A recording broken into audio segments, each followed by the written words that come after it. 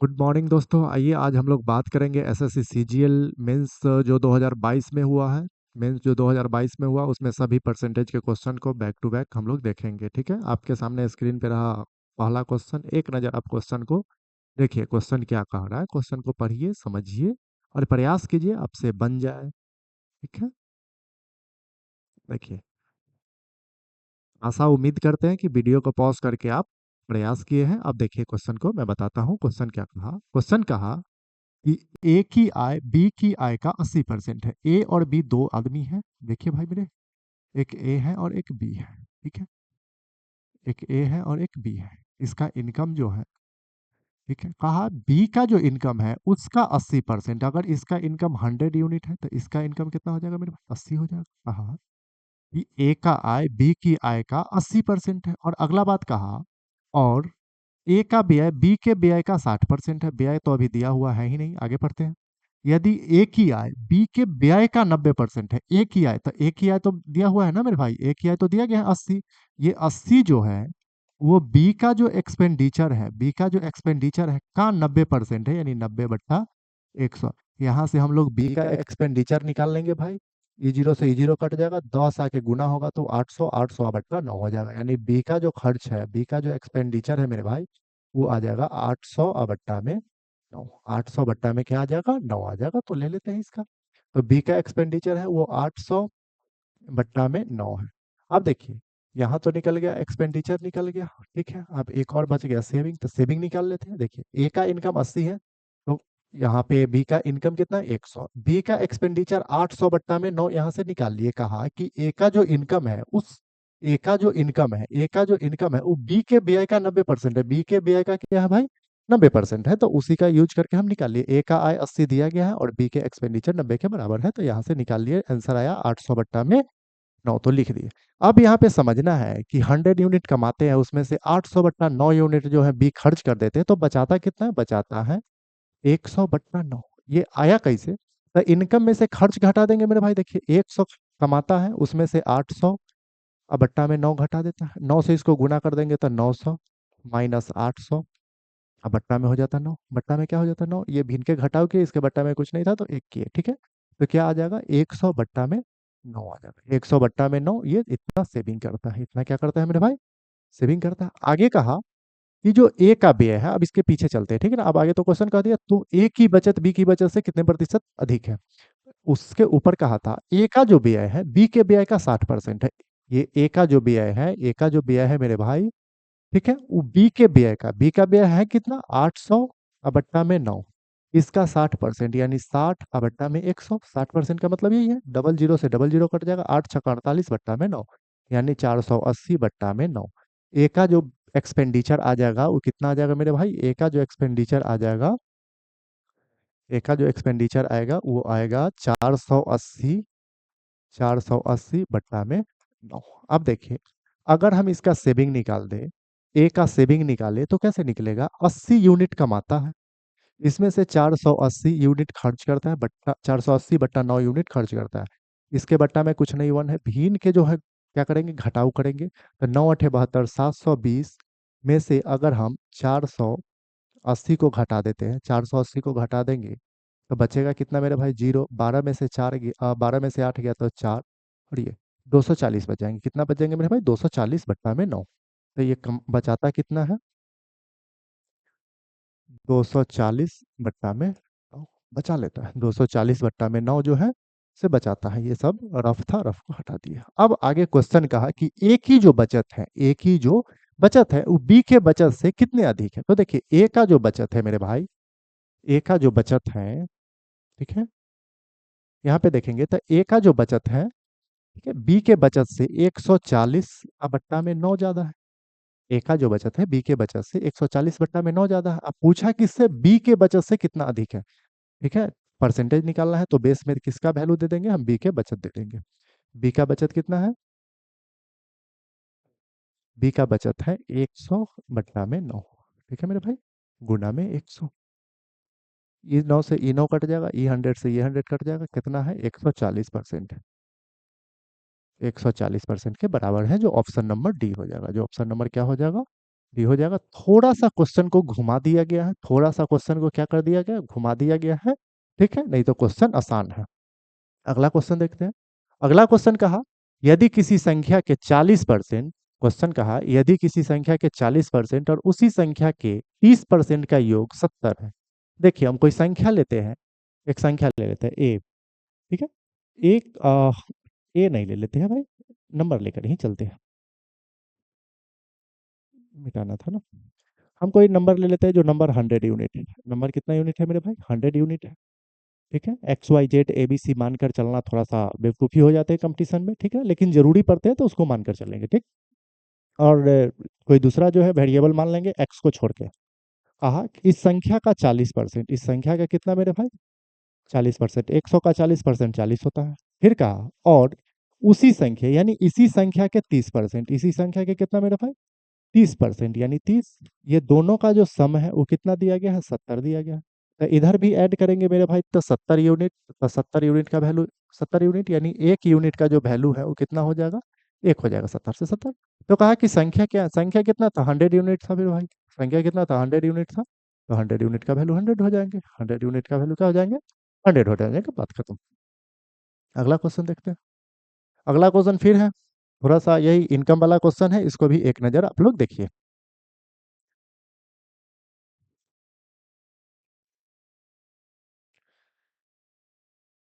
देखिए क्वेश्चन कहा कि एक व्यक्ति का मासिक खर्च उसकी मासिक बचत से 66.66% अधिक है। देखिए इस बात को समझिए मेरे भाई, 66.66% का जो फ्रैक्शन वैल्यू होता है मेरे भाई 2/3 होता है। 2 बट्टा क्या होता है, 3 होता है। ठीक ना, इसका खर्च जो है उसकी बचत का, खर्च जो है उसकी बचत का, बचत का 2/3 है, 2/3 है। अगर ये आदमी 2 रुपया खर्च करता है, 2 रुपया क्या करता है भाई, एक व्यक्ति का मासिक खर्च, मासिक खर्च उसकी बचत का, उसकी क्या चीज का भाई, बचत का 2/3 है। 2 बट्टा क्या है मेरे भाई, 3 है। उसकी कहा कि उसकी मासिक आय में 44% का वृद्धि हो जाती है। उसकी मासिक आय में कितना हो जाता है, 44% का वृद्धि हो जाता है। तो इसका देखिए, इसका अगर सेविंग 3 है, सेविंग कितना है मेरे भाई, 3 है।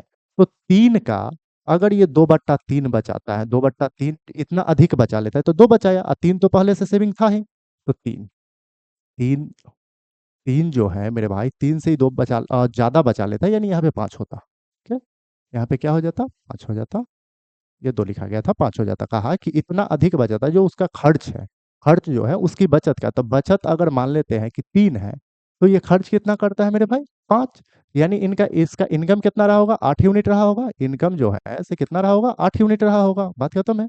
आगे कहता है यदि इसकी मासिक आय में 44% की वृद्धि हो जाती है, इसकी मासिक आय में 44% की क्या हो जाती है मेरे भाई, वृद्धि हो जाती है, 44% की वृद्धि हो जाती है। इनकम यही है। इसको हम लोग 100 टर्म्स कर देते हैं, सबको जो है 100 से गुना कर देते हैं। रेशियो में अगर 100 से गुना कर देंगे उससे कोई फर्क नहीं पड़ेगा। ठीक है, हम इनकम को 800 मान लेते हैं। इनकम को क्या मान लेते हैं मेरे भाई, 800 मान लेते हैं, कैलकुलेशन थोड़ा आसान हो जाएगा। इनकम मान लेते हैं 8 था तो 800। ठीक है, एक्सपेंडिचर 5 था तो इसको 500 मान लेते हैं। ठीक है, और ये जो सेविंग है इसको 3 था तो 300 मान लेते हैं। ठीक है, अब हो गया, 66 पॉइंट जो है इसके बचत से ज़्यादा हो भी गया। कहा कि आय में 44% का वृद्धि होता। देखिए 800 का अगर मेरे भाई 44% निकालेंगे, 44% निकालेंगे तो 44 गुना, डबल जीरो से डबल जीरो कट जाएगा, इसको गुना करेंगे, 44 को 8 से गुना कर देंगे तो 8 चक 32, 8 चक 32, 8 चक 32 और 3 कितना हो जाएगा मेरे भाई, 35, 352 हो जाएगा। 300 क्या हो जाएगा, 52। तो इसमें 352 का वृद्धि होता है, 300 क्या होते हैं, 52 का वृद्धि होता है। ठीक है, अगला बात क्या कहा, अगला बात कहा कि उसके मासिक व्यय में 60% की वृद्धि होती है। मासिक व्यय, मासिक व्यय कितना है, 500 है। मासिक व्यय कितना है, 500 है। 500 में 60% का वृद्धि होगा यानी 300 हो जाएगा। कितना हो जाएगा, 300 रुपया। या इसमें जो है 60% का क्या करता है, वृद्धि कर देता है। 60% का क्या करता है, वृद्धि कर देता है।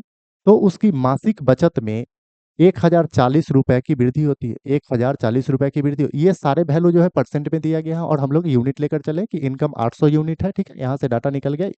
और इनकम जो है 800 यूनिट लेकर चले, जिसमें से 500 यूनिट खर्च कर लेते हैं, 300 यूनिट बचाते हैं। ठीक है, उसका सारा वैल्यू परसेंटेज में दिया था, लेकिन यहाँ पे जो है रुपया में दे दिया है। यहाँ पे किस में दे दिया है मेरे भाई, रुपया में दे दिया है। ठीक है, तो इसको हम लेके चलते हैं। देखिए अगर वृद्धि होता है 352 रुपया, वृद्धि होता है उसके इनकम में 352 रुपया।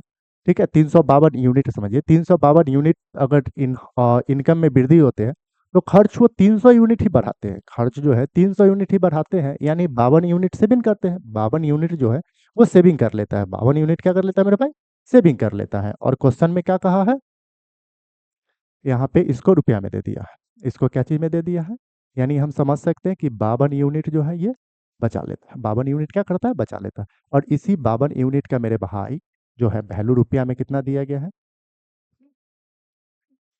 कितना दे दिया गया है, 1040 दे दिया गया। 52 का कितना गुना है, तो ये 20 गुना है, कितना गुना है, 20 गुना है। ठीक है, तो कहा उसका शुरू में जो है प्रारंभिक व्यय कितना था, प्रारंभिक व्यय कितना है 800, प्रारंभिक व्यय कितना है मेरे भाई 800, तो 800 का 20 गुना, 800 का कितना गुना मेरे, 52 दूनी होती है, 52 दूना 800 का 20 गुना, इसमें तो आंसर है नहीं, आंसर तो है नहीं, आंसर आंसर 5 3 8, ठीक है। तो 8 दूना 16, 16,000 जो है, सॉरी सॉरी सॉरी भाई, इसमें व्यय बोला है, व्यय बोला, हम इनकम निकाल दिए।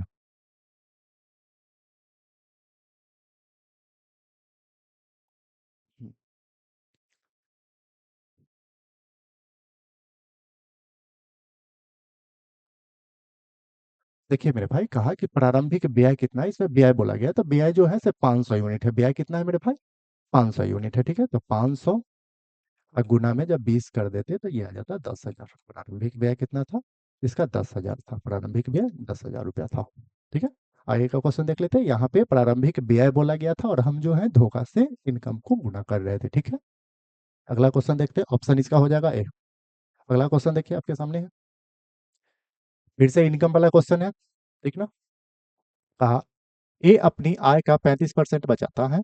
ठीक है, ए अपनी आय का 35% बचाता है। क्वेश्चन को एक बार आप लोग भी पढ़िए, और अगर आपको लगे कि क्वेश्चन बन जाएंगे तो वीडियो को पॉज करके क्वेश्चन को बना लीजिएगा। ठीक है, हम आगे देखते हैं। कहा कि ए अपनी आय का 35% बचाता है। देखो भाई, एक 100% जो होता है, चाहे 100 यूनिट अगर होता है उसका इनकम, 35 यूनिट बचा लिया तो खर्च कितना करता होगा, 65 यूनिट, खर्च कितना करता होगा, 65 यूनिट। तो वही देख लेते हैं कि अगर इनकम जो है 100 यूनिट है मेरे भाई, खर्च करेगा 65, अब बचाएगा कितना, 35। ये सेविंग हो गया, ये एक्सपेंडिचर हो गया, और ये क्या हो गया, इनकम हो गया।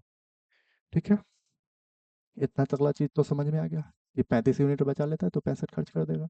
आय में 20.1% की वृद्धि होती है और उसके व्यय में 20% की वृद्धि होती है, तो उसकी बचत में कितने, देखिए आय जो है, इनकम जो है, इसमें कहा कि 20.1% की वृद्धि होती है, तो 100 का 20.1% जो हो जाएगा, 20 दशमलव मेरे भाई एक हो जाएगा, 20.1 हो जाएगा। फिर आगे का बात कहा कि उसके व्यय में 20% की वृद्धि होती है, व्यय जो है से 65 है, 65 में फिर से 20% का वृद्धि, 65 में कितना, 20% का वृद्धि, अब 65 में 20% का वृद्धि हो जाएगा। देखिए 65 है, गुना में 20, बट्टा में 100, 20 पंचे 100, 5 मरतबे, 5 से इसको काट देंगे तो 13, तो इसमें 13 का वृद्धि हो जाएगा मेरे भाई, इसमें कितना का वृद्धि हो जाएगा, 13 का वृद्धि हो जाएगा। देखिए इनकम जो होता है उसको बैलेंस करने के लिए हम पूरा निकाल लेते हैं, इनकम को बैलेंस करने के लिए सेविंग और एक्सपेंडिचर पूरा निकाल लेते हैं।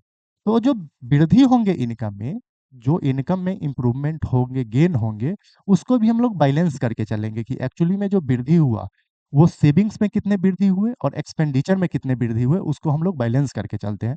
तो 20.1 यूनिट का जो है इनकम में वृद्धि होता है और एक्सपेंडिचर में 13 यूनिट का वृद्धि होता है मेरे भाई, एक्सपेंडिचर में 13 यूनिट का।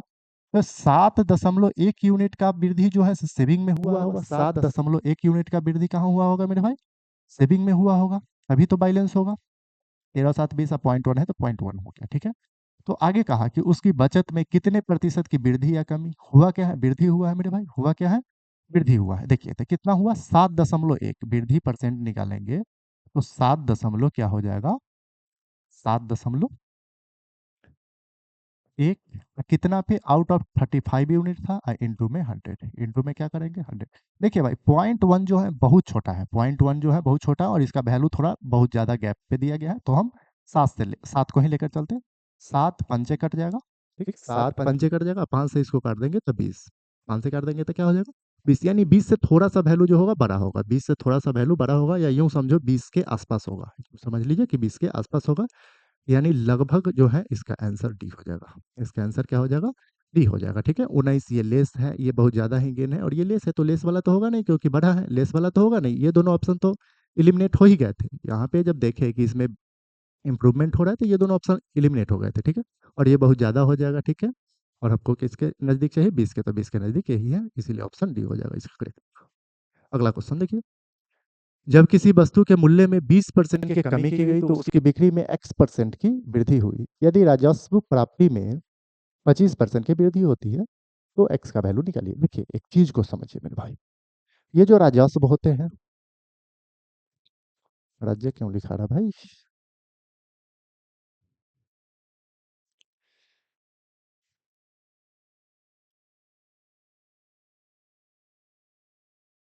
ये जो राजस्व होते हैं वो क्या चीज पे डिपेंड होते हैं, क्या चीज पे डिपेंड होते हैं, राजस्व जो हम निकालते हैं वो क्या चीज पे डिपेंड होते हैं। देखिए किसी चीज का यूनिट, किसी चीज का यूनिट, यूनिट जो होते हैं, जो बिक्री होता है, किसी चीज का बिक्री और गुना उस चीज का कीमत क्या होता है, उस चीज का कीमत क्या होता है। जैसे देखिए अगर हम 1 लीटर पेट्रोल लेते हैं और ये 50 रुपए लीटर देता है तो इसका राजस्व कितना हो जाएगा, टोटल 50 होगा। अगर हम ये जो बिक्री है, जो पेट्रोल का जो बिक्री है, इसका यूनिट को हम चेंज कर देते हैं, अगर 2 लीटर कर दे मेरे भाई, तो ये कितना हो जाएगा, ये 100 हो जाएगा क्योंकि 50 रुपए ही तेल है।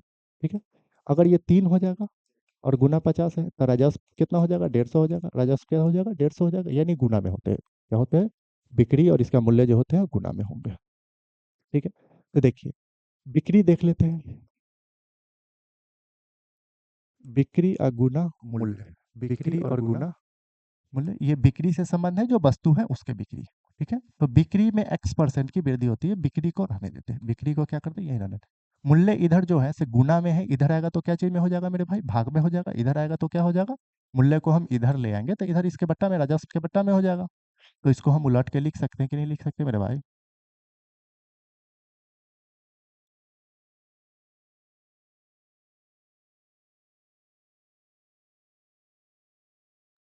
ये बिक्री जो है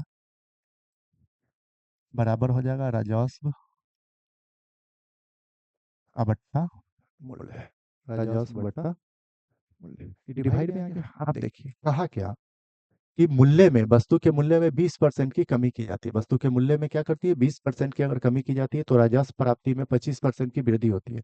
पहले राजस्व अगर मान लेते हैं 100 था, तब 100 से बढ़ के कितना हो जाएगा, 125 हो जाएगा, 25% का वृद्धि होगा। ठीक है, बट्टा में शुरुआत में जब 100 था तो मूल्य भी मान लेते हैं कि 100 था, मूल्य भी कितना था, 100 था, तो ये भी कितना हो जाएगा भाई, 80 हो जाएगा क्योंकि 20% कम हो गया, 20% क्या हो गया, कम हो गया, 20% क्या हो गया मेरे भाई,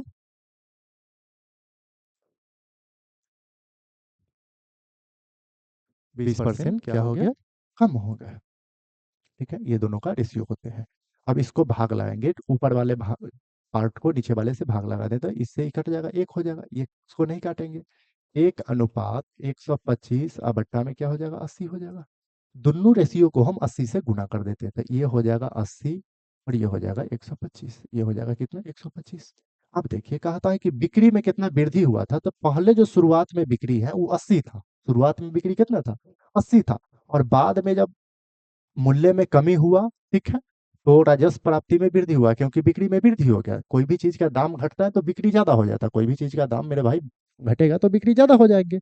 ठीक है, तो पहले 80 था लेकिन अब कितना हो गया, 125, कितना का इंप्रूवमेंट हुए हैं, 45, कितना पे, 80 पे, कितना पे मेरे भाई, 80 पे, पहले 80 था तो 80 से 125 हो गए, 45 बने, और कितना पे बढ़े हैं मेरे भाई, 80 पे। और इसको परसेंटेज में लाने के लिए 100 से गुना कर देते, परसेंटेज में लाने के लिए किससे गुना कर देंगे, 100 से गुना कर देंगे, 0 से 0 हो जाएगा, ये हो जाएगा 4, तो ये हो जाएंगे 5, 45 पंचे 2, 2, 5 हो जाएंगे, 2, 2, 5 और बट्टा में 4, ये 56.25 हो जाएगा, 56.25, यही हो गया आंसर। ठीक है, 4 पंचे 20, ठीक है, 6 चौक 24, एक बट्टा 4 बच जाएंगे, 1/4 का मतलब 2.5 हो जाते हैं। ठीक है भाई, यही हो गया विधि।